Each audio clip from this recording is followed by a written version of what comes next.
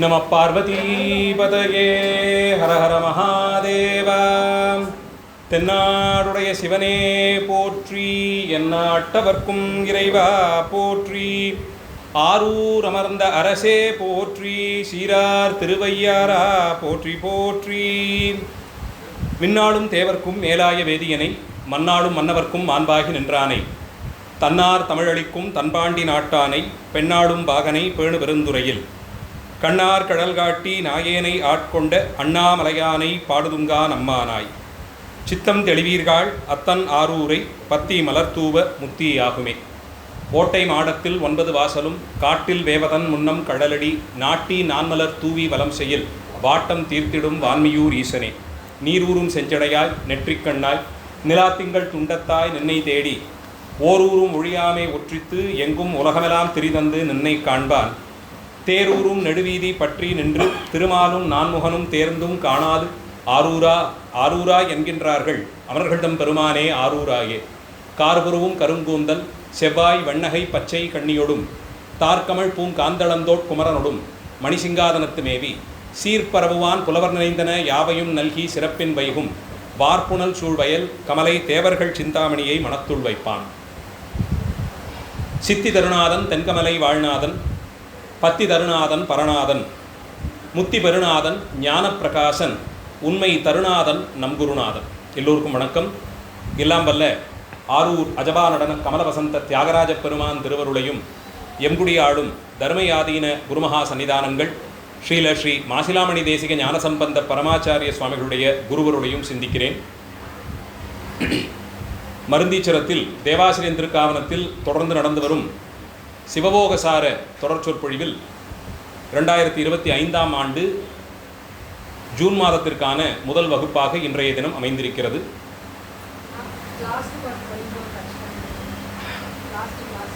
பார்க்குறேன். கொஞ்சம் சென்ற பாடல் கொஞ்சம் நீளமான பாடல், அது பெருமானுடைய திருவருள், அது அப்படி தான் நடக்கணும்ன்ட்டு பசுமடத்தில் வச்சு நடக்கிற மாதிரி ஆச்சு. நான் இந்த பாட்டை முடிச்சுட்டு அதுக்கு பார்க்குறேன். 28வது பாடல் இன்றைய வகுப்பிற்கு விஷயமாக அமைகிறது. இதுகாரும் ஆச்சாரியருக்கும் சிஷ்யருக்குமாக நடந்த உரையாடல்களாக சில பாடல்களை பார்த்து வந்தோம். அதிலே சித்தாந்த கருப்பொருளாய் முத்தி என்பதற்கு இலக்கணம் என்ன, பாசங்களினுடைய சம்பந்தம் உயிருக்கு எப்படி வாய்க்கப் பெறுகிறது, அந்த 3 வகையாக பிரிக்கப்படும் பாசத்தின் இலக்கணம் என்ன, அது ஒவ்வொன்றையும் கடக்கும் வழி என்ன, பரம்பொருளாக சொல்லப்பட்டிருக்கும் பதிதத்துவம் சிவபரம்பொருளுக்கான இலக்கணம் என்ன, உயிர்களுக்கு அவரோடு வாய்த்திருக்கக்கூடிய சம்பந்தம் என்ன, இது எதனால் தடைபடுகிறது, இந்த தடைகளை நீக்கி உயிர் இறைவனை சென்றடைவதற்காக திருவருள் செய்யும் சிறப்புகள் என்ன, இப்படி சித்தாந்த கருப்பொருளாகவே உரையாடல் போலே சில பல பாடல்கள் அமைந்து வருகின்றன. அதிலே சென்ற பாடல் ரொம்ப விசேஷமான ஒரு பாடல், 27வது பாடல். எங்கும் இருக்கும் அறிவு நீ, ஏகமாய் அங்கங்கு உணர்த்தும் அறிவு நாம், பொங்கு மலம் மறைத்தல் மாயை, பொங்கு மலம் மறைத்தல் மாயை மயக்கல், விகார பலமனைத்தும் கண்மமலம் பார்.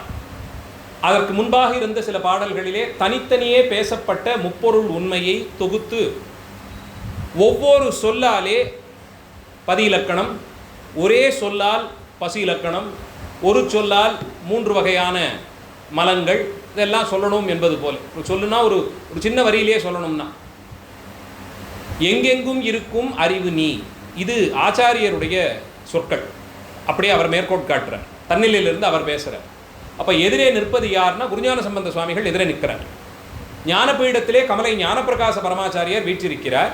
இவர் விண்ணப்பமாக வைத்த கேள்விகளுக்கெல்லாம் அதுக்கு முந்தைய பாடல், என்னை அறிவென்றான் என்னறிவில் ஆனந்த தன்னை சிவமென்றான், சந்ததமும் என்னை உன்னிப்பாரா மறைத்ததுவே பாசம் என்றான், இம்மூன்றும் ஆராய்ந்தவர் முத்தராம் என்ற அந்த கீழை பாடல்.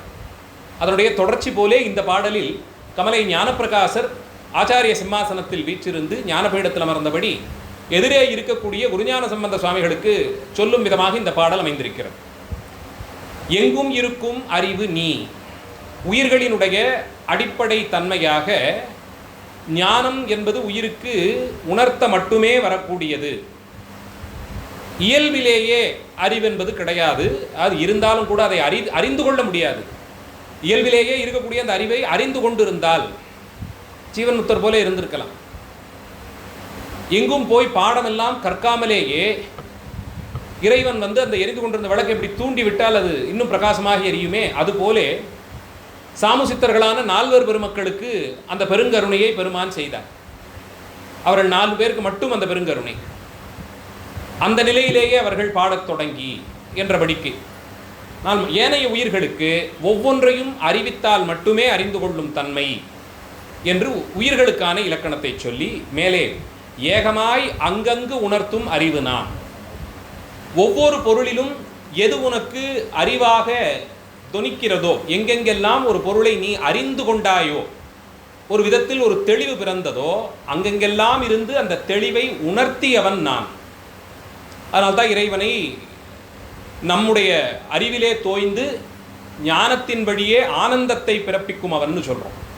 உயிர்களுக்கு ஞானம் உண்டு, ஆனால் அந்த ஞானத்தால் விளையக்கூடிய ஆனந்தம் இயல்பிலே கிடையாது. இறைவனுக்கு அந்த ஞானமே ஆனந்த வடிவமாக இருப்பது. அதனால்தான் பெரும்பானை சதானந்த மூர்த்தி என்றே சொல்லுகிறோம். எப்போதும் ஆனந்தித்திருக்கக்கூடிய நிலை. அந்த அறிவை பெருமானிடத்தே இருந்து அந்த ஞான தெளிவை பெற்ற பின் ஞானத்தினுக்குள்ளே இன்பமாய் தான் இருந்து என் அறிவில் ஆனந்த தன்னை சிவம் என்றான் சென்ற பாடலில் சொல்கிறேன். இந்த ஞானத்தினாலே விளையக்கூடிய இன்பத்தை சிவம் என்று உணர்த்துக்கொள் கீழே சொல்லியிருக்கார். அப்போது ஒரு விஷயத்தை அறிந்து கொண்டதால் ஏற்படக்கூடிய ஆனந்தம் இருக்கிறதே, அதுவாய் சிவம் இருக்கிறது என்று சொன்னால் சிவம் சதானந்த ரூபமாய் எப்போதும் ஆனந்தித்திருக்கக்கூடிய நிலையிலே இருக்கிறார்.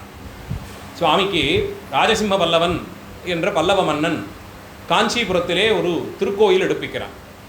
கச்சிப்பேற்று பெரிய கற்றளி என்றெல்லாம் அதற்கு ராஜராஜன் காலத்திய கல்வெட்டுகள் சொல்லுகின்றன.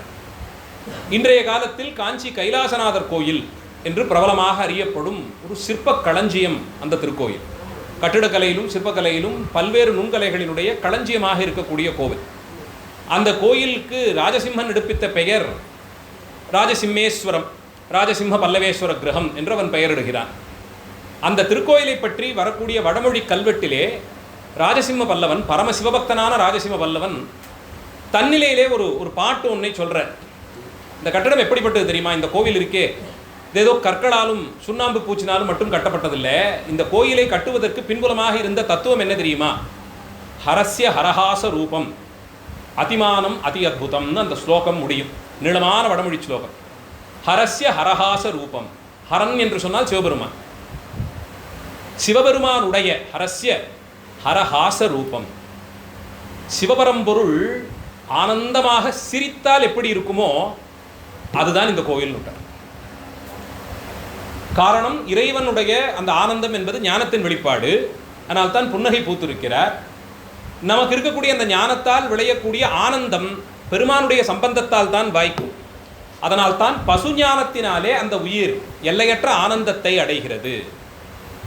அதனால் அந்த கோயிலை விசேஷமாக அவன் சொல்லும் போதே ஹரஸ்ய ஹரஹாச ரூபம். இந்த கோயில் வேறு எதுவுமே இல்லை.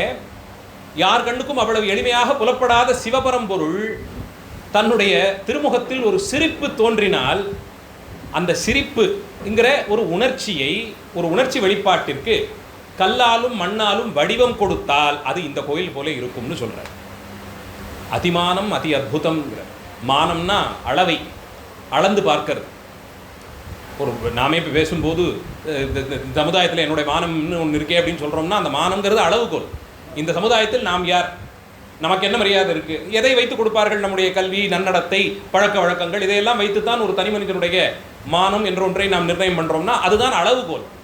இப்போ இந்த சமுதாயத்தில் இவருக்கு என்ன நிலைமை, இதுதான் அளவு. அதனால் அதிமானம் என்கிற அளவுகோல்களை அப்பாற்பட்டு இருக்கு இந்த கோயில்.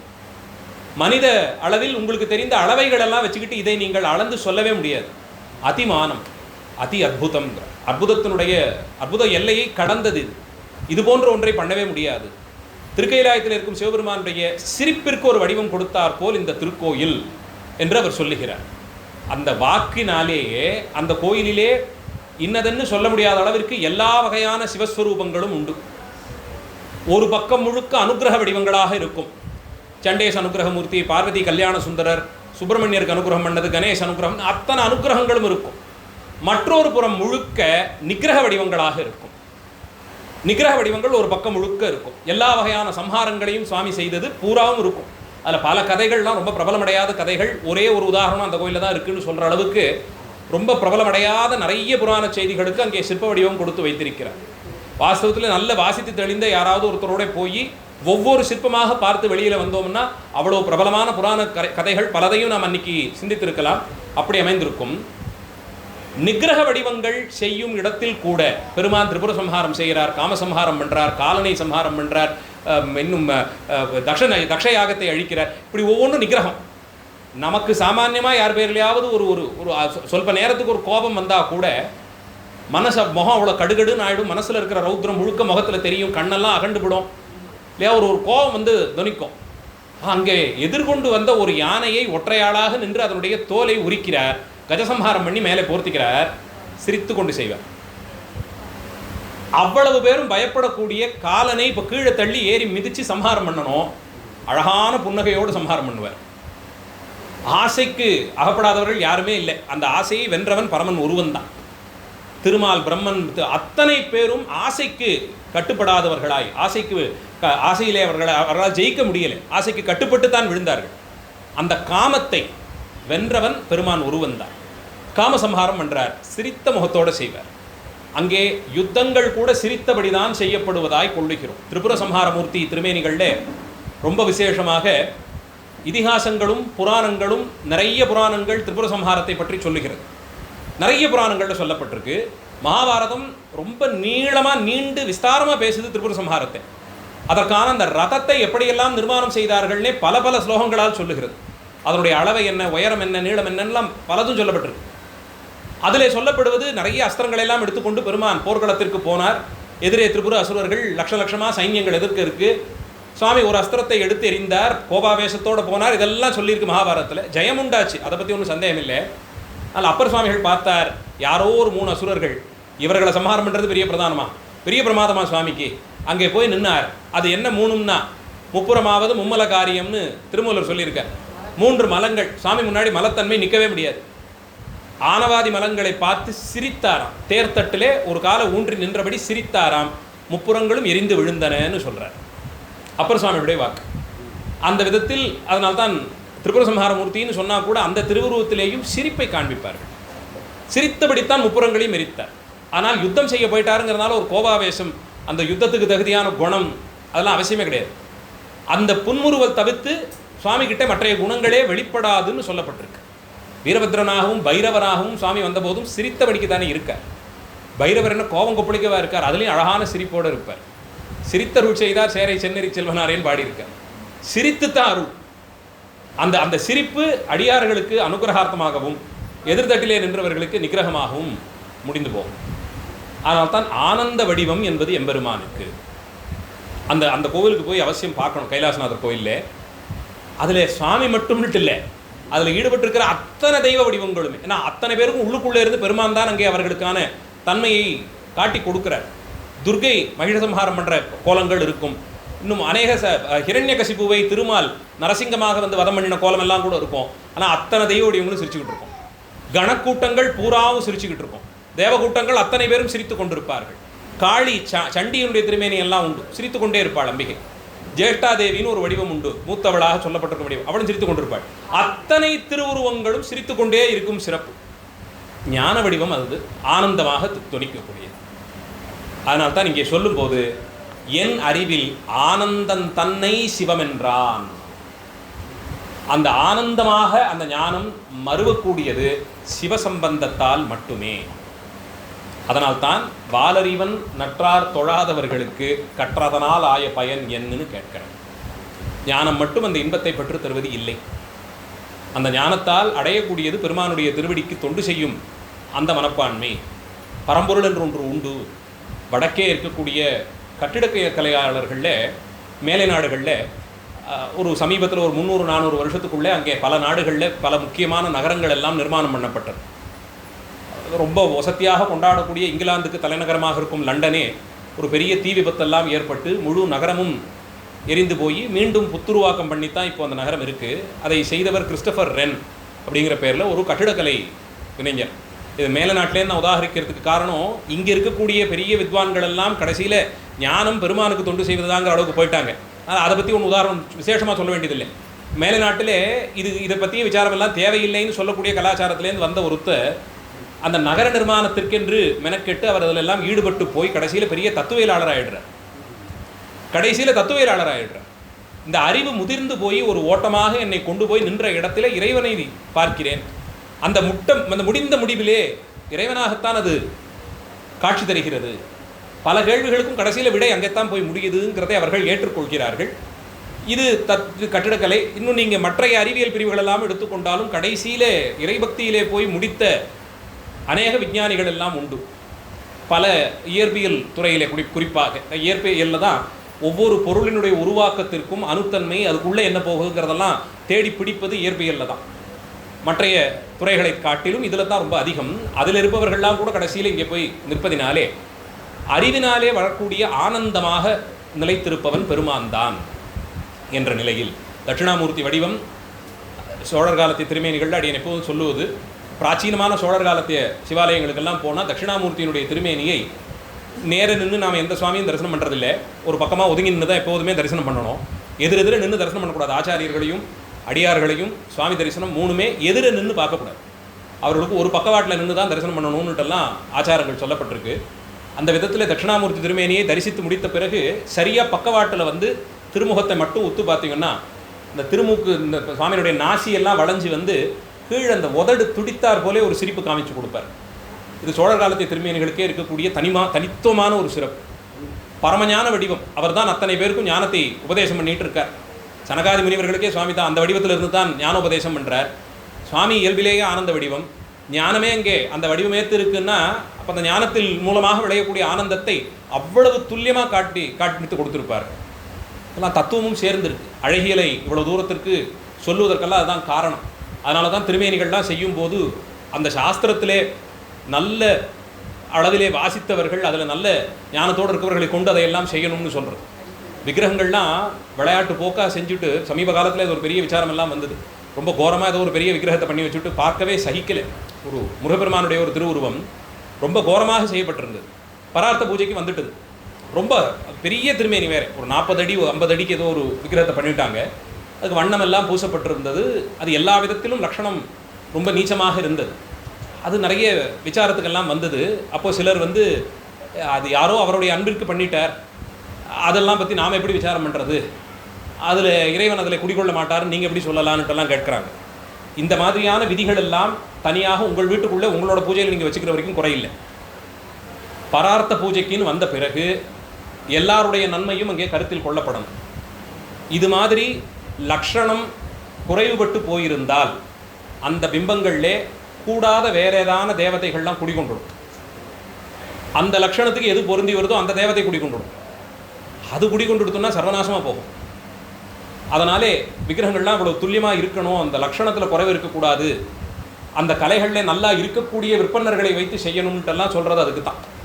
ஆசைக்காக பாசத்துக்காக ஒரு குழந்தை வரைகிற வடிவத்தில் சுவாமி குடிக்கொள்வாரான்னா நமக்கு அது சொல்லவே முடியாது. நிச்சயமாக குடிக்கொள்வதற்கு வாய்ப்பு இருக்கா இல்லையான்னு நாம் சொல்கிறதுக்கு ஆள் இல்லை. மண்ணை பிடித்து வைத்து பூஜித்தவர்களுக்கெல்லாம் எம்பெருமான் அதில் ஆவேசித்து காட்சி கொடுத்துருக்கேன். அங்கே ஒரு செட்டி பெண்ணுக்காக வேண்டி மாட்டுத் தொழுவத்தில் நடப்பட்டிருந்த அந்த இதிலேயே சுவாமி ஆவேசிக்கலையா? அப்படியெல்லாம் அந்த ஆப்பில் ஆவேசிக்கிறார் சுவாமி. ஆப்புடையார் கோவில்னே இருக்கு. தொழுவத்தில் அந்த மாடு கட்டுற ஆப்பில் சுவாமி ஆவேசித்து காட்சி கொடுத்தார் அந்த ஒரு செட்டி பெண்ணுக்காக. அது அவளுடைய தனிப்பட்ட பூஜை. ஆன்மார்த்த பூஜைங்கிற வரைக்கும் இந்த விதிகள் எல்லாம் உட்பட்டதாக உங்களுக்குள்ளே இருக்கலாம். பரார்த்தத்துக்கு வந்துட்டதுன்னா விதிகளை கடைபிடிக்கலைன்னா அதனுடைய அடிப்படை தன்மையே கட்டுப்படும். அதனால் ஆன்மார்த்தத்துக்கு இருக்கிற விதியெல்லாம் அதில் போட்டு எதுக்கு சொல்கிறேன்னா, சுவாமியினுடைய அந்த சிரிப்பு ஆனந்த வடிவங்கிறத காட்டி கொடுப்பதற்காகவே வந்தது. அதனால்தான் சம்ஹார மூர்த்தங்கள் கூட சிரித்தபடியே இருக்கும். சம்ஹார மூர்த்தங்களே சிரித்தபடிக்கு இருக்கும். குறிப்பாக இந்த அட்ட வீரட்ட தலங்களை மட்டும் எடுத்துக்கொள்வோமே. அது எனக்கு தெரிஞ்சு திருக்கண்டியூர் வீரட்டம் தவிர மீதி 7 கோயில்கள்லையும் அந்த சம்ஹார மூர்த்திக்கு திருமேனிகள் உண்டு. அது என் திருக்கண்டியூரில் இல்லைன்னு நினைக்கிறேன். பிரம்மசிர கண்டனம் மட்டும் சுவாமி திருமேனியாக வைக்கலை. மற்ற 7 சுவாமி நிகிரகம் பண்ண 7 வீரத்தலங்கள்லையும் அந்தந்த வீர லீலைகளை காட்டும் விதமான திருமேனிகள் உண்டு. அத்தனையும் சிரிச்சுக்கிட்டு இருப்பார்.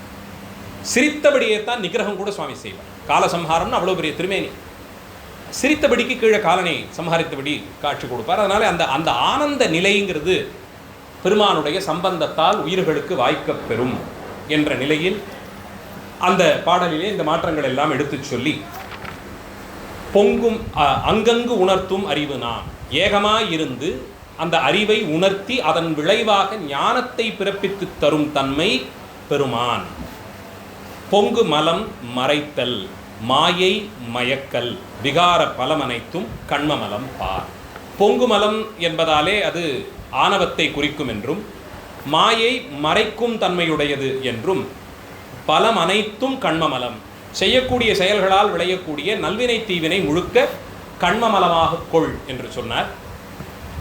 இதையெல்லாம் கேட்டுக்கொண்ட குருஞான சம்பந்தர் அடுத்த பாடலிலே எப்பேற்பட்ட கருணை, இவ்வளோ பெரிய ரகசியத்தை ஒரு வெண்பாவில் அடக்கிற அளவுக்கு வச்சு சொல்லிட்டாரேன்னு அவரை கொண்டாடி ஏனையோருக்கு இந்த ஞானத்தை உபகரிக்கிறார்.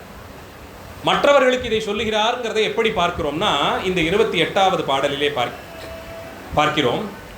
செங்கமல பொற்பாதன் சீர்பாத வல்லவங்கள் நங்கமலை வாழ்கிளியே நாடிக்கேள், சங்கையிலா தத்துவத்தை காட்டி நின் தத்துவத்தை காட்டி அருள் தத்துவத்தை காட்டியதுதான்.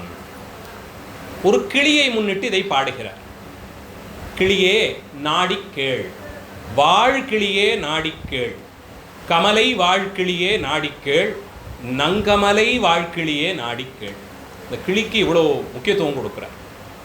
அது வெறும் கமலையில் வாழும் கிளி இல்லை, நம் கமலையில் வாழும் கிளி. நன்கமலைன்னு எடுத்துக்கிட்டா திருவருளே விளக்கமாக இருக்கக்கூடிய கமலை என்று அழைக்கப்படும் திருவாரூர் திருத்தலம் நல்ல கமலை. நம்முடைய கமலையினும் பொருள் பண்ணிக்கலாம். ஏன்னா குருஞான சம்பந்தருக்கும் ஞான விளக்கம் ஏற்பட்டது திருவாரூர் திருத்தலத்திலே. கமலை ஞானப்பிரகாசர் திருவடிக்கு பலகாலம் எழுந்தருளி தொண்டு செய்ததும் திருவாரூர் திருத்தலத்திலே. அதனால் நம் கமலை என்பது 2 வகையாகவும் கொள்ளக்கூடியது. நல்ல கமலை, நம்முடைய கமலை இரண்டும். நம் கமலை வாழ்கிளியே, இந்த சிறப்பான திருவாரூர் திருத்தலத்தை இருப்பிடமாக கொண்டு வாழும் கிளிங்கிற கமலையில் ஏதோ இருக்கலை, வாழ்ச்சி பெற்றிருந்ததாம். பொழுது விடிந்தது, போய் பார்த்தோம், எதையோ சம்பாதித்துட்டு வந்தோம், சாப்பிட்டோம், மாலையாச்சு தூங்கினோங்கிறது இல்லை. வாழ்ந்த கிளி, அது ரொம்ப பெரிய வாழ்வு பெற்றிருந்ததாம், பெருவாழ்வு பெற்ற கிளி. நான் திருவாரூரை நாடி பிழைத்ததே. அதற்கென்ன அவ்வளவு சிறப்புன்னு கேட்டால், பெரிய புராணத்தில் திருநகர சிறப்பு சொல்லும்போது திருவாரூரில் இருந்த கிளிகளினுடைய சிறப்பை சேக்கிழார் சுவாமிகள் பதிவு பண்ணுறார். அந்த இடத்துல இந்த இடத்துல அதை சிந்தித்து கொள்ள வேண்டிய, அங்கே அவர் பதிவு பண்ணியிருக்கக்கூடிய விதத்தை எடுத்துக்கொண்டால் இவையெல்லாம் நல்ல வாழ்ச்சி பெற்ற கிளி. பல பிறவிகளில் புண்ணியம் செய்து அதனால் ஏற்பட்ட ஒரு பிறப்பு திருவாரூர் எல்லையை அண்டி பிழைத்த கிளிகள். அப்படிப்பட்ட அந்த கிளிகளை பார்த்து நாடிக்கேள், அறிந்து கொள். எதை அறிந்து கொள்ள சொல்லுகிறார்? செங்கமல பொற்பாத சீர்பாத வல்லவங்கள். செங்கமல பொற்பாதன் சீர்பாத வல்லவங்கள் கூப்பிட்டு இந்த முப்பொருள் உண்மையை சொல்றேன்னு சொல்லல. செங்கமல பொற்பாதனான கமலை ஞானப்பிரகாச பரமாச்சாரியருடைய வள்ளல் தன்மை எப்பேற்பட்டது தெரியுமா? இங்கே வாயே நான் சொல்கிறேன், என்கிட்ட வந்து கேட்டுக்கோ, நான் சொல்கிறேன் அப்படின்னு சொல்ல ஆரம்பிக்கிறார். திருவடிகளுக்கு 2 குணங்களை சொல்லுகிறார். கமலபாதம், பொற்பாதம் 2ஆ சொல்கிறார். செம்மைங்கிறது பொதுவாக சொல்லப்படும் குணம், சிறப்பு கருதி சொல்லலாம், செந்நிறம் கருதி சொல்லலாம். ஏன்னா கமலை இது கமலம் தங்கம் 2த்துக்குமே அந்த செம்மை குணம் ஏற்றப்பட்டிருக்கு. தங்கமும் சுட்ட பொன் நல்ல செம்பொன்னாகத்தான் இருக்கும். செம்பொற் சோதிங்கிறோம் இல்லையா? இப்போ செம்பொன் நல்ல சிவந்த பொன். செங்கமலம் சிவப்பு நிறமுடைய கமலம், தாமரை பூவை சொல்கிறேன். 2மே செம்மை குணம்ங்கிறது அதோடு பொருந்தி வரக்கூடியது. 2மே சிறப்பு வாய்ந்த பொருள். செங்கமல பொற்பாதம் என்னும் இடத்திலே ஒன்று மணிவாசக பெருமான் சுவாமி இல்லங்கள் தோறும் எழுந்தருளி செங்கமல பொற்பாதம் தந்தருள் சேவகனைன்னு பாடுறார். பெருமான் இல்லங்கள் தோறும் எழுந்தருளி செங்கமல பொற்பாதம் தரார். இங்கே இல்லங்கள்னு சொல்கிறது ஒவ்வொருத்தருடைய மனசுக்குள்ளேயும் இடம்பெற்றுன்னு பொருள் கொள்வது உண்டு. வீதியிலே நமக்காக வேண்டி எழுந்தருள்றாரே, ஒவ்வொரு வீடாக வந்து எழுந்தருளினாரே. திருவிழா காலங்களிலே உள்ளே செல்வதற்கு கூட முடியாமல் இருந்தோம் என்றால், உன்னை நான் விட்டேனா பாருன்னு துரத்திக்கிட்டு வந்து பாதி ராத்திரியில் வாத்தியமெல்லாம் வாசித்து தூங்கிட்டு இருக்கவனை தட்டி எழுப்பி உன் கண்ணை நான் பட்டே தீருவன்னு நின்று காட்சி தந்து எழுந்தருள்றார் இல்லையா? செங்கமல பொற்பாதம் தந்தருளுவது இல்லங்கள் தோறும் எழுந்தருளி, இதுவும் பொருளாகும். மேலே பிக்ஷாடன வடிவத்தை பெருமான் ஏற்று வீதிகளார வந்தபோது எப்படியெல்லாம் நம்மிடத்தே இருந்து எல்லாவற்றையும் பெற்றுக்கொண்டார், பலி ஏற்றாருங்கிறத அப்பர் பெருமான் பல பதிகங்களில் பாடி கொடுத்துருக்கார். பிக்ஷாடன வடிவத்தை மட்டுமே அப்பர் பெருமானுடைய அனுபவம் தனியே சிந்திக்கும் நிலையிலே இருக்கக்கூடிய ரொம்ப சிறப்பான அனுபவங்கள் நிறைய பதிகங்கள் உண்டு. ஒவ்வொரு வீடா எழுந்தருளி சாத்தி இருந்த கதவெல்லாம் கூட தட்டி திறக்க வைத்தாராம். இவ்வளவு அதிகாரமா போய் யாராவது பலி கேட்க முடியுமா? ஏதோ திறந்திருக்கிற வீட்டுக்குள்ளே வாசல்ல இருந்து கத்தி கூப்பிட்டா யாராவது வந்து ஏதாவது இருக்கிறத போடலாம். அங்கே சாத்திட்டு மத்தியான நேரம் தூங்கிட்டு கூட இருப்பாங்க. நினச்சி பாருங்க, யாரோ பிச்சை ஏற்று வந்தவர்கள் தூங்கிட்டு இருக்கிற நம்மளை கதவை தட்டி ஏதாவது இருக்கான்னு கேட்டால் கோபம் வராது. ஆனால் இவர் கவலைப்படலை. வீதியில் வந்தாச்சு, ஒருத்தரையும் விட வேண்டாம். யார்கிட்ட எல்லாம் ஆனவாதி மலங்கள் எல்லாம் இருந்ததோ அதையெல்லாம் பலியிட்டு இந்த பாத்திரத்தில் போட்டுவிடும், நான் பார்த்துக்கிறேன், மலங்களிலிருந்து உன்னை நீக்குகிறேன்னு சொல்லி புறப்பட்டேன். அப்படி இருக்கும்போது எவ்வளவு அடியாருடைய தன்மையும் சரி பண்ணணுமோ அதுக்கு தானே புறப்பட்டு வர. கதவு சாத்தியிருந்தா என்ன தட்டி பார்ப்போமே, தட்டுற என்ன காசா பண்ணுமா, தட்டி பார்த்துட்டா தெரியுது, திறந்தா நல்லது தானேங்கிற அளவில் கதவை தட்டி பார்க்கிற, ஒவ்வொரு கதவாக தட்டி பார்க்கிற. ஒரு வீட்டில் ஒரு இளம் பெண், திருவொற்றியூர் பதிகம்னு நினைக்கிறேன், அந்த இளம் பெண் வந்து கதவை திறந்துடுறா. அவளுக்கு வந்து அவங்க அம்மா இல்லைங்கிறது ஒரு விதத்தில் சந்தோஷம். இல்லைன்னா அம்மா முன்னாடி போயிருப்பா. பிக்ஷை விடுறதுக்காக வாசலுக்கு போகணுன்னா வீட்டில் பெரியம்மா இருந்தால் அவள் தானே போகணும். இவ சின்ன பொண்ணு, இவ போகிறதுக்கு விட மாட்டாங்க. நாளைக்கு நீயே வெளில வந்தேன்னு கேட்டால் கூட ஒருத்தர் ஐயன் கேட்டு வந்திருக்க, இல்லைன்னு நான் சொல்ல முடியுமா, அதனால் வந்தேன்னு சொல்லிக்கலான்னு சந்தோஷமாக போய் கதவு திறந்துட்டார். வரவேற்றார் போல இவர் பாட்டு வீட்டுக்குள்ளே வந்துட்டார். வந்தவர் செய்ததெல்லாம் இப்படி ஆயிற்று தோழின்னு அந்த பெண் பாடுவது போலே பாடுறார். மற்றொன்று 11ஆம் திருமுறையிலேன்னு நினைக்கிறேன், தில்லையிலே இதே மாதிரி ஒரு காட்சி. அவர் அம்பல நாடகம், வீதியிலே இதே மாதிரி பிட்சாடனராக வந்திருக்கார். ஒவ்வொருத்தரையாக போய் கதவு தட்டி எல்லாம் பண்ணார். அந்த பெண்ணோடையே இருந்து அவளுக்கு எல்லா சந்தோஷமும் ஆயிட்டுது. எங்கேன்னு கேட்டபோது தில்லை அம்பலத்தில் இருப்பேன்னு சொல்லிட்டு போயிட்டார். அவ்வளவு அந்யோன்யமாக இருந்தவர் தானேன்னு மறுநாள் காலையில் நம்பிட்டு அவரை போய் பார்த்துடலான்னு அம்பல மேடைக்கு போய் பார்த்தாலாம். கிட்ட நெருங்க முடியாத அளவுக்கு ஆயிரமாக கூட்டங்கள் சுற்றி இருந்ததாம். நடுவில் இவர் ஆனந்த தாண்டவம் ஆடுறார். பெரிய பெரிய மக்கள்லாம் இருந்தாங்க. நமக்கே ரொம்ப பழக்கப்பட்டு ரொம்ப வருஷமாக இருந்திருப்பார், நம்மோடய உட்காந்து பேசி பழகினவரெல்லாம் இருப்பார். திடீர்னு அவருக்கு ஒரு நல்வினை பையன், ஒரு பெரிய உத்தியோகம் கிடச்சி எங்கேயோ பெரிய இடத்துக்கு போயிட்டார். அவரை நம்ம இன்றைக்கி ஒரு நாள் பார்க்குறோம், ஒரு பொது வெளியில் பார்க்குறோம். அவரை சுற்றி ஒரு 200 பேர் இருக்காங்கன்னா கிட்ட போகிறதுக்கு சங்கோஜப்படுவோம்ல. நம்ம போனோம்னா நம்மளை கிட்ட கூட விடாமல் சொல்லிட்டான், இல்லை அவர் மறந்து போயிட்டார்னா எதுக்கு இந்த சங்கோஜம்னு தள்ளி நிற்போமேன்ட்டு இவன் என்ன பண்ணாலும் நெருங்கி போக முடியாது. என்ன சாமானியப்பட்ட மனிதர்களாக அவரை சுற்றி இருக்காங்க. அங்கே பிரம்மா, விஷ்ணு, இந்திரன் அத்தனை பேரும் சுற்றி அங்கே நிற்கிறாங்க. அவர் ஆடுறதுக்கு இவங்க தாளம் போட்டு விட்டுருக்காங்க. மற்ற இடத்துலலாம் எப்படி தாளம் தட்டுறாங்களோ அதுக்கு தகுதியாக ஆடணும். இங்கே இவர் ஆடுறதுக்கு தகுதியாக அவங்க தாளம் போடுறாங்க. இந்த சபையில் நம்ம போய் அவர் எப்படி பார்க்க முடியும்னு நினச்சிக்கிட்டு இவன் மனம் வெதுங்கி நின்றாளாம். அப்படியே திரும்பி ஒரு ஓர பார்வை பார்த்து சிரிச்சாராம் அந்த கும்பலுக்கு நடுவிலையும். இந்த முட்டை எனக்கு போதும், இந்த அங்கீகாரத்தை எனக்கு கொடுத்துட்டாரேன்னு சந்தோஷப்படுவார். இப்படியெல்லாம் அனுபவம் பிக்ஷாடனராக பெருமான் புறப்பட்டு வந்தபோது, இந்த பிக்ஷாடன மூர்த்தத்துக்கு அவ்வளோ சிறப்பு நாம் கொடுப்பது.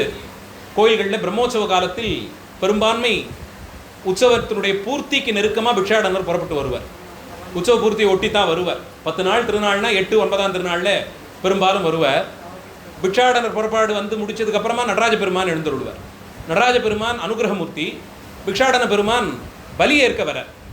அந்த உற்சவத்திலே ஆகமோக்தமாக நடக்கும் அந்த உற்சவத்தில் ஆகம தத்துவங்களை எல்லாம் ஒவ்வொரு கிரியையின் மூலமாகவும் அறிந்த அந்த உயிர், ஓஹோ இந்த ஆனவாதி மலங்களை எல்லாம் நசித்து தள்ளி பெருமானுடைய திருவடி காட்படுவதுதான் இன்பம் போலும்னு நினைத்து கொண்டிருக்கும் போது இதை எங்கே கொண்டு போய் விடுறதுன்னு தெரியாமல் இன்னொன்னா பலிபாத்திரம் ஏந்தியபடி வீதியில் வந்துடுவார். இங்கே வா, எங்கிட்ட கொடுத்துருவதை, அதை வச்சுட்டு நீ என்ன பண்ண போறேன்னு வாங்கிட்டு போயிடுவார். அங்கே இந்த ஆனவாதி மலங்களை எல்லாம் பலியாக கொடுத்து முடித்த பிறகு ஆனந்த தாண்டவ நடராஜமூர்த்தியாக அடுத்த நாள் அவரே புறப்பட்டு வந்து தீர்த்தம் கொடுப்பார்.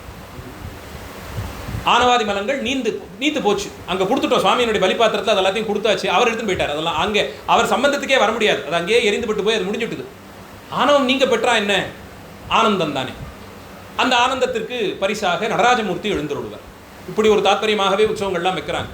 அதனாலே சிவாலய உற்சவங்களுக்கு இவ்வளவு தூரத்திற்கு தாத்பரியங்களே இருக்குது. எதனால் இந்த திருநாளில் இந்த மூர்த்தத்தை எழுந்துருட பண்ணுறாங்க, அடுத்த நாள் ஏன் இந்த மூர்த்தி எழுந்துருடுறாருங்கிறதுக்கெல்லாம் தாத்பரியம் உண்டு. அந்த விதத்தில் இவர் பரம ஆனந்த வடிவமாக இருக்கும் காரணத்தால் இவரிடத்தே அதையெல்லாம் நான் கொடுத்தேன்னு சொல்கிறோம். அப்போ அந்த நிலையில் 2 பொருட்களுக்கு குற்றம் கலக்க முடியாத தன்மை உண்டு. தங்கத்திற்கு உண்டு. சுட்ட பொன், அதை எந்த குற்றமும் சேர முடியாது, இது ஒரு தன்மை. அதனாலே தங்கத்தோடு மட்டும்தான் சம்பந்தமானு கேட்டால் இல்லை, அதை தூக்கி தலையிலே வச்சுட்டாருன்னா ரொம்ப பாரமாச்சேன்னு நினைத்தீர்கள் என்றால், ஞானம் வழங்குவதிலே தங்கத்துக்கு இருப்பது போலே எந்த குறையும் கலக்க முடியாத தன்மையோடு செம்பொன்னாக காட்சி தருவார். அதோடு ஏற்படுற சம்பந்தத்தையும் ரொம்ப கடினமாக்காமல் கமலமலர் போலே ரொம்ப மிருதுவாக ஆக்கி கொடுப்பார். ஞானம் ஞானம்னு சொல்லும் போதெல்லாம் ஸ்வர்ணத்தோடு அதை ஒப்பிட்டு சொல்லும்போது ரொம்ப கடினமான வஸ்துவாச்சு அது. அதை ரொம்ப சுட்ட பொண்ணு அது பயங்கரமாக நெருப்பில் காட்டி பொசுக்கி அதை உருக்கி தட்டி பெரிய வேலையெல்லாம் இருக்கே. இப்போ இவ்வளோ பெரிய புஸ்தகத்தை தூக்கி கையில் கொடுத்துட்டு இதெல்லாம் படித்து முடிச்சிங்கன்னா ஞானம்னு சொன்னால் இதில் ஆகிற காரியமானு தோணும். இல்லை, அப்படி பார்க்க வேண்டியதில்லை. ஒரு தாமரையை தலையில் சுமப்பது போல ரொம்ப மிருதுவாக இருக்கும். அப்போ இந்த திருவடி ஞானம் தருவதிலே தங்கத்தை போலேயும் அது ஏற்படுத்தக்கூடிய அனுபவத்தினாலே கமலமலரை போலேயும் செங்கமல பாதம் செம்பொற்பாதம்னு இரண்டாக. செங்கமல பொற்பாதன் அந்த திருவடிக்கு இந்த ரெண்டு குணங்களும் உண்டு. தாமரை போலே மிருதுவானது, அதனால் அதை தடவி அதை தடவி பழகவும் தலையிலே தாங்கவும் அது ரொம்ப சந்தோஷமாக இருக்கும், சிரமமே கிடையாது. ஒரு தாமரையை தலையில் தாங்கிறதுனா எவ்வளோ சந்தோஷம், அந்த அளவுக்கு சந்தோஷத்தை கொடுக்கும். அதே நேரத்தில் ஒரு ஸ்வர்ணத்தோடு ஏற்பட்ட சம்பந்தம், தங்கத்தை போட்டு உரைக்கல்ல தேய்ச்சிக்கிட்டே இருந்தால் அந்த வஸ்துக்கே அதனுடைய தன்மை போய் சேரும். செம்பை தங்கமாக்குற வித்தியெல்லாம் சொல்கிறோமே, அது அதற்கான வேதிப்பொருளோடு அதை சம்பந்தப்படுத்தி சொற்ப தங்கத்தை அதில் இட்டால் போரும். இந்த தங்கம் கரைந்து அந்த செம்பு பொருளின் பேரிலே அது போய் பதிஞ்சிடும். இப்போ மின்சாரத்தை வைத்து அதெல்லாம் பண்ணிகிட்டு இருக்காங்க. ஒரு செம்பு பாத்திரத்தை கொடுத்தீங்கன்னா முழுக்க தங்க முலாம் பூசி தராங்களே, அதன்படிக்கு தங்கத்தால் இப்போ துவஜஸ்தம்பத்துக்கெல்லாம் இப்போ பொண்ணோடெல்லாம் வேகிறதெல்லாம் எப்படின்னு பார்த்தீங்கன்னா தங்கத்தை அப்படியே அடிச்செல்லாம் வேக முடியாது, தங்கத்துக்கு அவ்வளவு கணம் கிடையாது. அப்போது செம்பில் ஓடு செய்து அதன் மேலே தங்கத்தை ஏற்றுவார்கள். அதற்குன்னு சில திட்டங்கள்லாம் உண்டு. அதன்படி செயல்பட்டால் அந்த செம்பின் பேரிலே தங்கம் போய் பதிந்து கொள்ளும். அதோடு சம்பந்தத்தில் வந்தபடியால் செம்பு தங்கமாயிட்டு. அதே மாதிரி தான் இது பொற்பாதம். அந்த பொற்பாதத்திலே என்னுடைய தலையை கொண்டு போய் சேர்த்து வைத்து விட்டேன். அந்த பொற்பாதத்தாலே நம்மை தீண்டியபடியே இருக்கிறார். அதனால் அந்த ஸ்வர்ணத்துக்கு என்ன சிறப்போ அதெல்லாம் அதுவரையில் எந்த சிறப்பும் இல்லாத எனக்கும் வந்து சேர்ந்தது செம்பொற்பாதம். ஆனால் அதே நேரத்தில் தங்கத்தை வைத்து உரசுறது அப்படின்னா ரொம்ப சங்கடமாச்சேன்னா அந்த மாதிரிலாம் கஷ்டமே பட வேண்டியதில்லை. தாமரையால் தீண்டியது போலே ஒரு சந்தோஷத்தை தரக்கூடிய சிறப்பு இதற்கு உண்டு. செங்கமல பாதம் செங்கமல பொற்பாதம்னு இரண்டுக்குமே அந்த செம்மைங்கிற தன்மையை எடுத்துக்கொள்ளலாம். இப்போ அந்த திருவடி தங்கத்தால் செய்யப்பட்டது போலேயும் அந்த குணங்களும் அதே நேரத்தில் தாமரை போலே மிருதுத்தன்மையோடும் என்று இரண்டாக சொல்லி செங்கமல பொற்பாதன் சீர்பாத வல்லவங்கள். சீர்பாதம்ங்கிறது சீர்த்த பாதம். சீர்பாதம்னா சீர்த்த பாதம், ரொம்ப சிறப்புடைய பாதம். சாதாரணமாக கால்களுக்கு அவ்வளவு சிறப்பான்னு ஒரு கேள்வி வரலாம். யாரையாரும் ரொம்ப நீச்சமாக பண்ணுறதுனாலே காலடியில் உட்காந்து வச்சாலே அது அவமரியாதைன்னு சொல்கிறோம். கால் யார் பேர்லையா பட்டு எடுத்துனா மன்னிப்பு கேட்குறோம். கைப்பட்டால் மன்னிப்பு கேட்கறது இல்லை, கால் பட்டு எடுத்துனா மன்னிப்புன்னு கேட்குறோம். வாஸ்தவத்தில் அது அவ்வளவு நீச்சமான ஒன்றா? காலுக்கு என்ன அப்படி ஒரு தோஷம் ஏதாவது இருக்கான்னு? ஏன் காலுக்கு மட்டும் அப்படி என்ன அது ஒரு அவமதிப்பு மாதிரி அதை ஏன் நாம் நடத்துகிறோம்? அது மண்ணோட சம்பந்தப்பட்டிருக்கு ஒன்று, அது அதனாலேயே அதுக்கு பெரிய ஒரு இது கிடையாதுன்னு ஒரு இது சொல்கிறது உண்டு. அதை தாண்டி ஆனால் இந்த திருவடிகள் இருக்கே, ஆச்சாரியருடைய திருவடிகள் நடப்பதற்கு பயன்படுகிறது. கால்களுக்கு அதுதான் முக்கிய பயன், அதுதான். அதை கர்மேந்திரியமாக சொல்கிறோம்னா கால்கள் 5 கர்மேந்திரியங்களில் கால்கள் ஒன்று. இப்போ அது என்ன பண்ணும்னா நடக்கிறதுக்கு பயன்படுது, ஒரு செயலாற்றுவதற்கு அது பயன்பாடு இருக்குது. ஆச்சாரியருடைய திருவடிக்கு என்ன சிறப்புன்னா தான் நடப்பதோடு அல்லாது நம்மையும் சுமந்து கொண்டு நடக்கும் திருவடிகள். நம்மையும் சுமந்து கொண்டு நடக்கும் திருவடிகள். ஏன்னா எனக்கு தான் வழி தெரியலையே, இப்போ எனக்கு நடந்து போக வழி தெரியல. அவரை பின்பற்றி நடக்கலான்னு பார்த்தா அவர் போகிற வேகத்துக்கு என்னால் முடியல, அவர் முன்னேயும் போக முடியாது. இப்போ என்ன பண்ணுறதுன்னு பார்த்தார், அந்த கால்களையிலேயே நம்மையும் இருத்தி கொண்டு நடைபழகி நடத்தி கொண்டு போய் விடுறதுனாலே அந்த திருவடிகள். சம்பந்தத்தை நாம் திருவடிகளின் வழியாகத்தானே கேட்கிறோம். சுந்தரமூர்த்தி சுவாமிகளை ஓலை காட்டி தடுத்தாட்கொண்டு தவநெறியை உபதேசம் பண்ணி எல்லா சிறப்புகளையும் செஞ்சதுக்கு அப்புறமும் கூட அந்த திருவடியாலே தீண்டணும்னு பெருமானே ஆசை கொண்டான் போலும். அதனால் திருவதிகைக்கு வெளியே சித்தலிங்க மடத்திலே இவர் சயனித்திருக்கும் போது வலிய வந்து அந்த திருவடியால் தீண்டி தீண்டி சுவாமிகள் கோபப்பட்டு விலகி போனாலும் அவர் எங்கெல்லாம் எந்த திசை பார்த்து தலையை வச்சாரோ அங்கெல்லாம் போய் இந்த திருவடியால் தீண்டினானாம் பெருமான். அப்படி ஒரு அனுபவத்தை திருவதிகை தலத்திலே தருகிறார். அந்த திருவடி சம்பந்தத்திற்கு தான் நாம் எல்லோரும் எப்போதும் காத்திருப்பது, பெருமானுடைய திருவடி சம்பந்தத்துக்கு தான். வைணவ ஆலயங்களில் அந்த ஜடாரின்னு சொல்லி ஒன்று தலையிலே வைக்கப்படும். நமக்கும் வாஸ்தவத்தில் அது பழக்கம் உண்டு. ருத்ரபாதம்னு சொல்லப்பட்டிருக்கு. அது பிரதிஷ்டை செய்து அதே போலே நித்தியமும் பூஜித்து சிவனடியார்கள் தலையிலே அதை வைத்து வழிபடுற வழக்கமும் இருந்திருக்கு. அடியனுக்கு தெரிஞ்சு கச்சி ஏகம்பத்தில் இன்னும் வழக்கத்தில் இருக்குது. திருக்கச்சி ஏகம்பத்திலே அந்த மாவடிக்கு கீழே பெருமானுடைய உற்சவ திருமேனி எழுந்துருளை பண்ணியிருப்பாங்க. ஒரு கண்ணாடி அறையிலே எழுந்தருள பண்ணியிருப்பாங்க. அதிலே ருத்ரபாதம்னே அதற்கு பேர். பெருமானுடைய அந்த திருவடியை அதே போல தலையிலே வைத்து அழுத்தும் வழக்கம் கச்சி ஏகம்பத்தில் உண்டு. இப்போ அந்த திருவடியை தலையிலே சுமக்கக்கூடியதைத்தான் பெரும் பேராக கருதுகிறோம். ஆச்சாரியருடைய திருவடியை தலையில் வைத்து அழுத்தித்தான் திருவடி தீட்சை என்றே சொல்லி அதற்கு நிர்வாண தீட்சைன்னு பேர் வைத்திருக்கிறார். அதுவரையில் மறைத்திருந்த எல்லா திரையும் விலக்கப்பட்டு ஞான தரிசனம் அங்கே ஏற்படும்.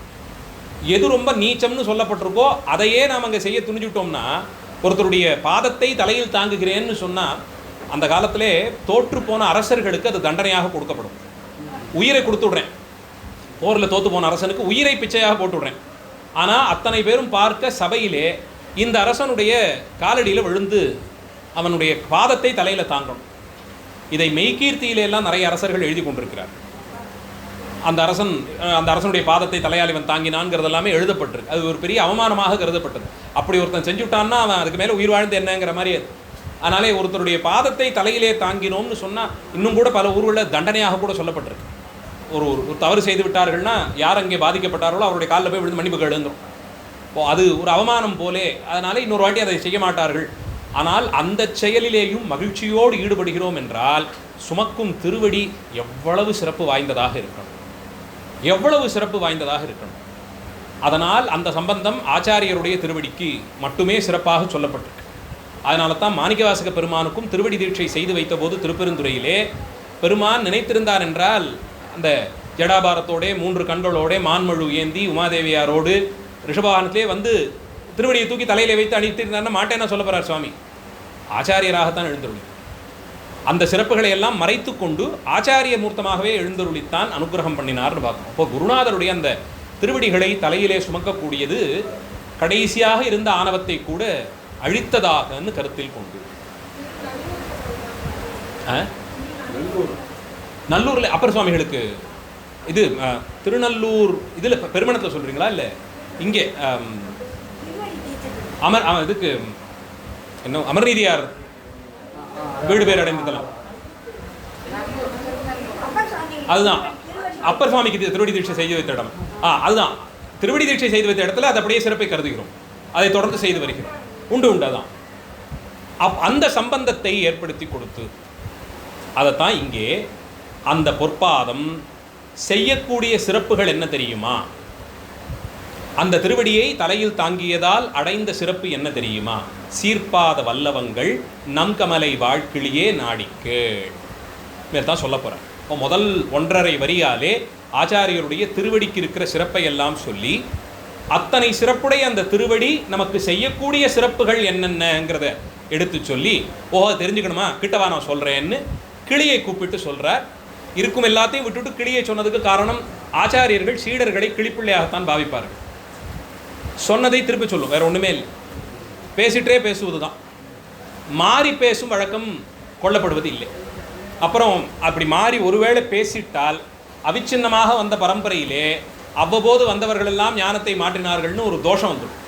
நாம் எதுக்கு இந்த பரம்பரையை இவ்வளவு தூரம் கொண்டாடுகிறோம், திருக்கைலாய பரம்பரைன்னு சொல்லுகிறோம்னால் நந்தியம்பெருமானுக்கு சிவபெருமான் அருளி செய்த ஞானோபதேசம் இப்போது இருக்கும் ஆச்சாரியர் வரையிலும் மாறாது தொடர்ந்து வந்ததுங்கிறது தான் சிறப்பு. அப்படி இல்லை நடுவில் வந்தவர்கள்லாம் என்ன வேணால் சொல்லலாம்னு சொல்லிட்டா ஒரு பரம்பரைக்கு என்ன விசேஷம்? இது தோஷமாகவே சொல்லப்பட்டிருக்கு. அதனால்தான் நடுவாந்திரத்தில் தான் தோன்றியாக வந்து பேசின சிலரெல்லாம் அதோடு அப்படியே முடிந்துபட்டு போச்சு.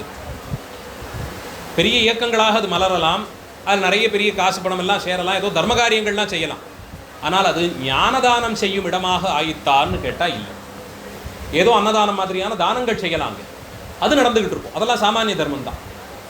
எந்த கோட்பாட்டை அவர் வெளிப்படுத்தினாரோ அதை தொடர்ந்து செய்து வருவதற்கு ஒரு சிஷ்ய பரம்பரை, அதுவும் நடுவிலே எந்த விதமான இதுவும் இல்லாமல் தொடர்ந்து வந்ததான்னு கேட்டால் அப்படி இல்லாமல் தான் போகும்.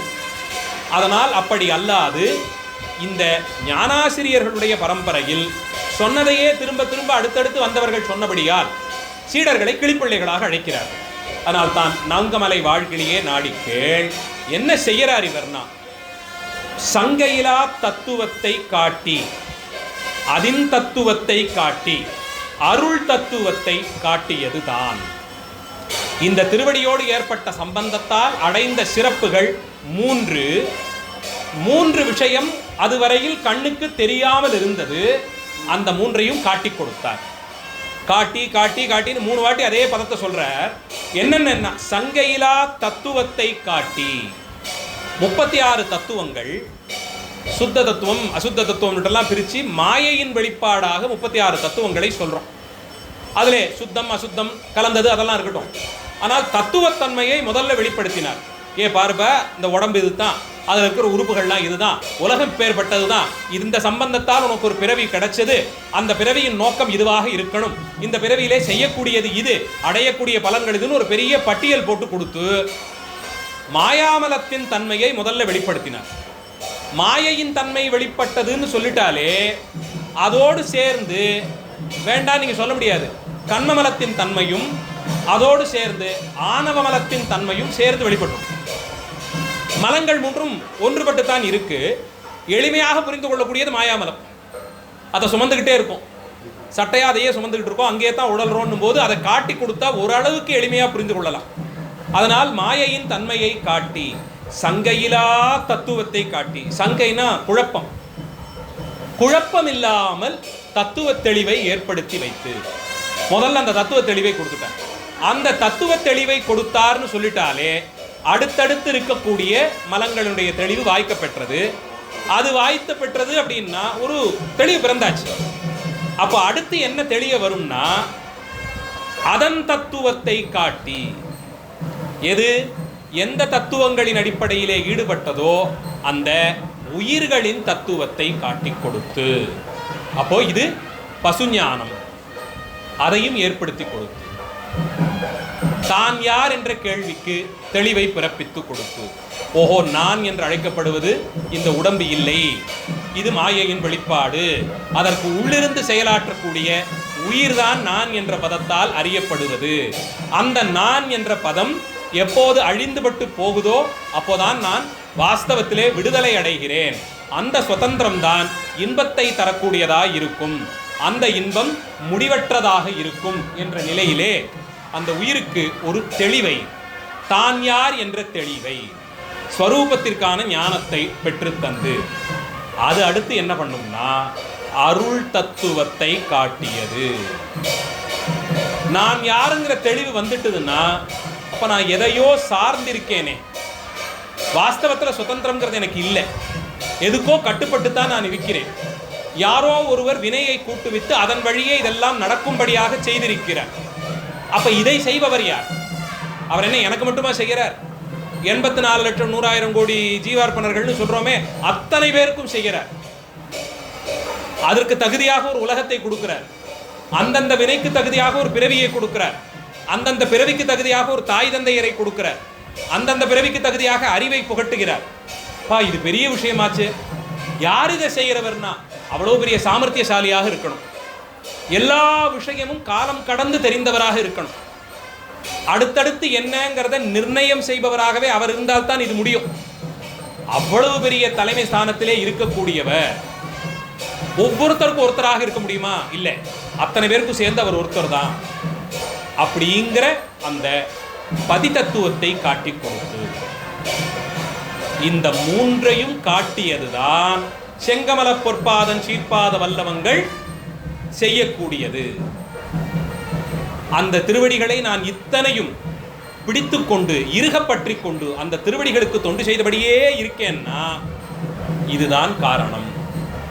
சங்கையிலா தத்துவத்தை காட்டி, சங்கையிலா அதன் தத்துவத்தை காட்டி, சங்கையிலா அருள் தத்துவத்தை காட்டி. சங்கைனா சந்தேகம், சந்தேகத்திற்கு இடமின்றி மூன்றையும் காட்டி கொடுத்தான். அடியன் பொறுத்த அளவில் இந்த சங்கை இல்லாங்கிறது மூணுக்குமே பொருந்தி வரும், அது சாமானியமாக எடுத்துக்கலாம். இன்னொரு சிறப்பு, தத்துவங்களை பற்றி எந்த சந்தேகம் இல்லாமல் தெளிவு பிறப்பித்து விட்டால் மீதி 2 தன்னிடையே வந்துடும்.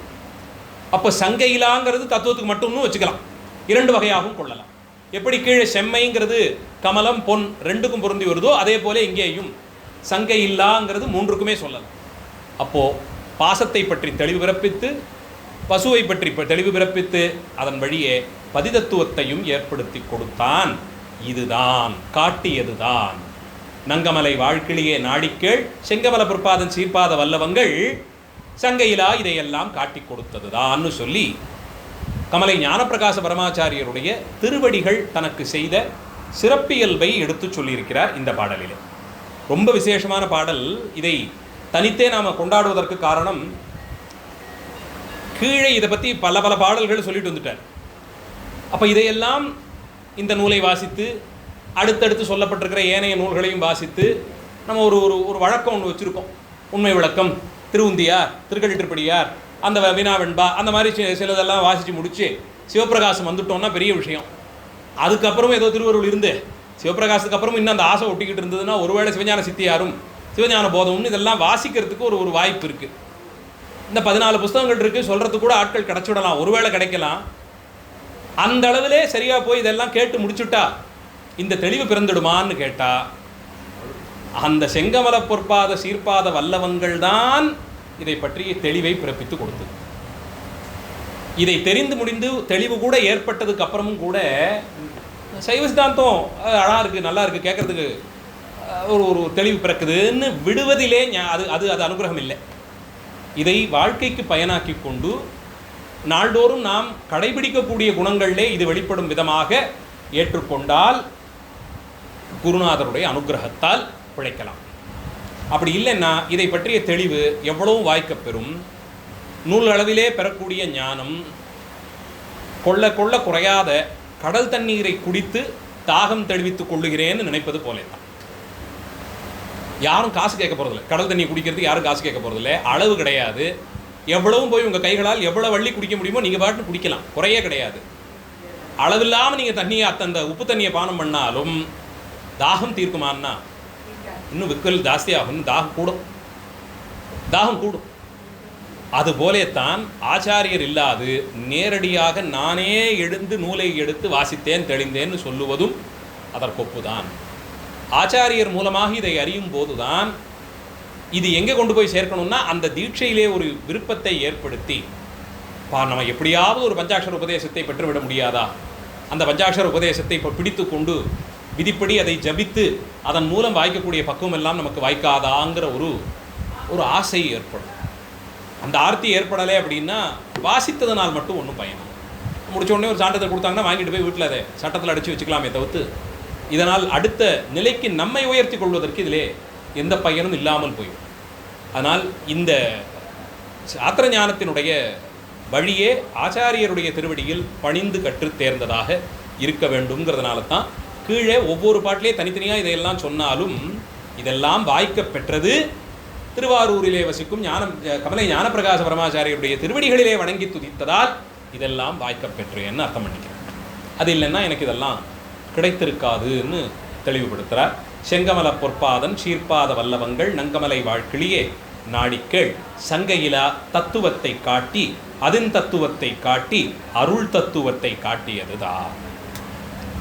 அந்த திருவடி சம்பந்தத்தால் தான் பொன்னை கொண்டு உரச உரச பொன் தன்மை நமக்கு ஏறுவது போலே, அதே நேரத்தில் சுமந்து கொண்டிருப்பதற்கு ரொம்ப மிருதுவாக இருக்கும், தாமரை போலே இருக்கும் அந்த திருவடிகளிலே அதிலே ஏற்பட்ட அந்த பக்தி தான் இந்த தெளிவை அடியேனுக்கு பிறப்பித்து தந்ததுன்னு சொல்லி அடுத்து இருக்கும் தன்னுடைய சீடர்களுக்கு உபதேசம் செய்வது போலே கிளிகளுக்கு உபதேசம் செய்யும் விதத்தில் சொல்லி 28வது பாடலை தலை கட்டுகிறார். அந்த அளவில் அடுத்த பாடல், தேசு செரிக்கமலை செங்கமல பொற்பாதன் பேசு தமிழ் ஞானப்பிரகாசன் பாசவினை வாட்டினான் மீட்டு நான் வாராவகை அருளை காட்டினான் கூட்டினான் காண்.